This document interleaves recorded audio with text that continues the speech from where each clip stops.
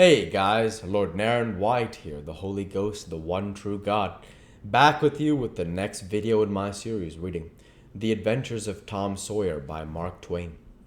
Without further ado, returning to The Adventures of Tom Sawyer as read by Lord Naren White. Huckleberry whispered, I wish I'd knowed. It's awful solemn like, ain't it? I bet it is. There was a considerable pause, while the boys canvassed this matter inwardly. Then Tom whispered, Say, Hucky, do you reckon Hoss Williams hears us talking? Of course he does. Least his spirit does. Tom, after a pause, I wish I'd said Mr. Williams, but I never meant any harm. Everybody calls him Hoss. A body can't be too particular how they talk about these your dead people, Tom. This was a damper, and conversation died again. Presently, Tom seized his comrade's arm and said, Shh! What is it, Tom? And the two clung together with beating hearts. Shh! There 'tis again. Didn't you hear it? There, now you hear it. Lord, Tom, they're coming, sure. What'll we do? I don't know. Think they'll see us? Oh, Tom, they can see in the dark, same as cats. I wish I hadn't come. Oh, don't be afeard. I believe they'll bother us. We ain't doing any harm if we keep perfectly still. Maybe they won't notice us at all. I'll try to, Tom. But, Lord, I'm all of a shiver. Listen. The boys bent their heads together and scarcely breathed. A muffled sound of voices floated up from the far end of the graveyard. Look, see there? Whispered Tom. What is it? It's devil fire. Oh, Tom, this is awful. Some vague figures approached through the gloom, swinging an old-fashioned tin lantern that freckled down the ground with innumerable little spangles of light.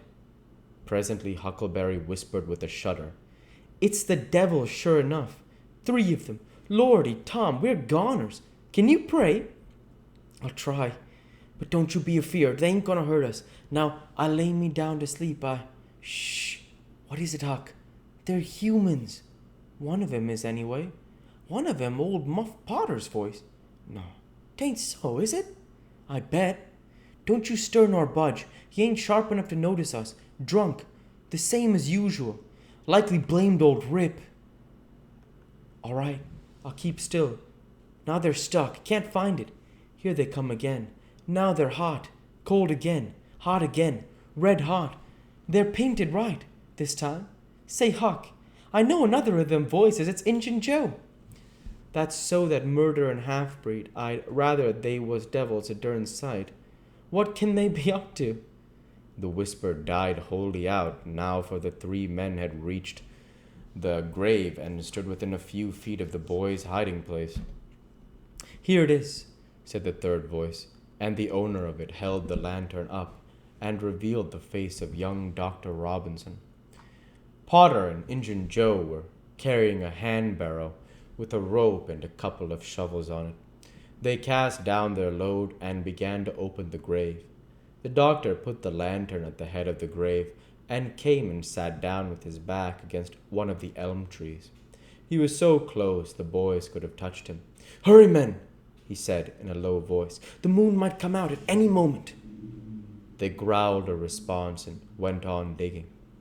For some time there was no noise but the grating sound of the spades discharging their freight of mold and gravel. It was very monotonous. Finally, a spade struck upon the coffin with a dull, woody accent, and within another minute or two, the men had hoisted it out on the ground. They pried off the lid with their shovels, got out the body, and dumped it rudely on the ground. The moon drifted from behind the clouds and exposed the pallid face. The barrel was got ready and the corpse placed on it with a blanket and bound to its place with the rope. Potter took out a large spring knife and cut off the dangling end of the rope and then said, Now the cuss thing's ready, Sawbones, and you'll just out with another 5, or here she stays. That's the talk, said Injun Joe. Look here, what does this mean? Said the doctor. You required your pay in advance, and I've paid you. Yes, and you done more than that, said Injun Joe, approaching the doctor who was now standing. 5 years ago, you drove me away from your father's kitchen one night when I came to ask for something to eat, and you said I weren't there for any good. And when I swore I'd get even with you, if it took 100 years, your father had me jailed for a vagrant. Did you think I'd forget? The Injun blood ain't in me for nothing. And now I've got you, and you got to settle, you know? He was threatening the doctor, with his fist in his face by this time. The doctor struck out suddenly and stretched the ruffian on the ground. Potter dropped the knife and exclaimed,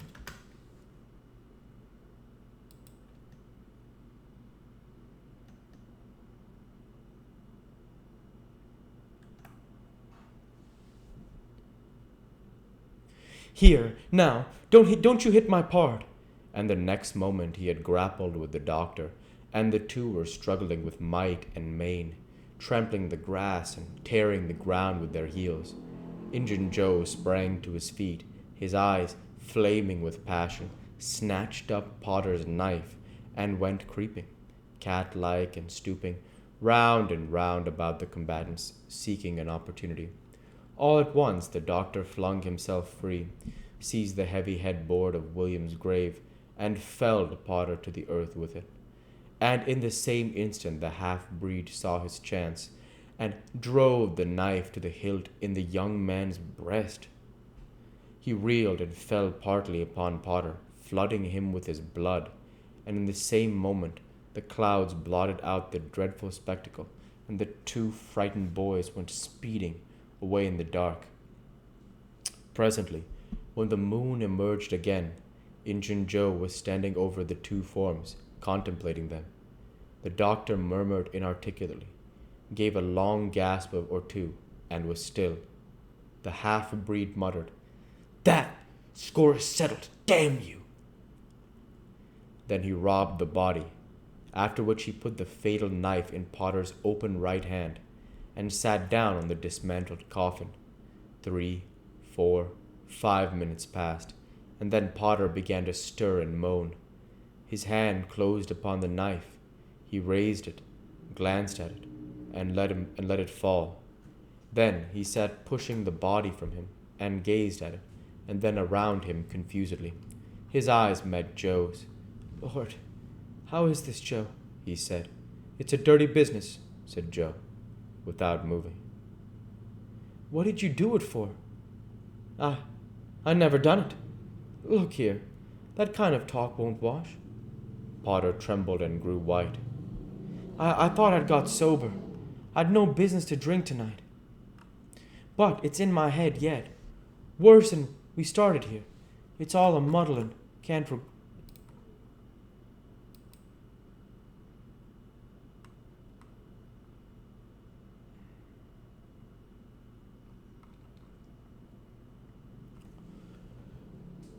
It's all a muddle. Can't recollect anything of it, hardly. Tell me, Joe, honest now, old fellow, did I do it? Joe, I never meant to pump my soul and honor. I never meant to, Joe. Tell me how it was, Joe. Oh, it's awful, and him so young and promising. Why, you two was scuffling, and he fetched you one with the headboard, and you fell flat, and then up you come, all reeling and staggering like, and snatched the knife and jammed it into him, just as he fetched you with another awful clip, and here you've laid as dead as a wedge till now. Oh, I didn't know what I was a-doing. I wish I may die this minute if I did. It was all on account of the whiskey and the excitement, I reckon. I never used a weapon in my life before, Joe. I fought, but never with weapons. They all say that, Joe. Don't tell. Say you won't tell, Joe. That's a good feller. I always liked you, Joe, and stood up for you, too. Don't you remember? You won't tell, will you, Joe? And the poor creature dropped on his knees before the stolid murderer and clasped his appealing hands. We'll go ahead and stop there for this week. As usual, I want to say thank you for watching, and I hope you enjoyed. Please like, comment, and subscribe, as it greatly helps the channel. Light be with you all. Take care, and thanks again.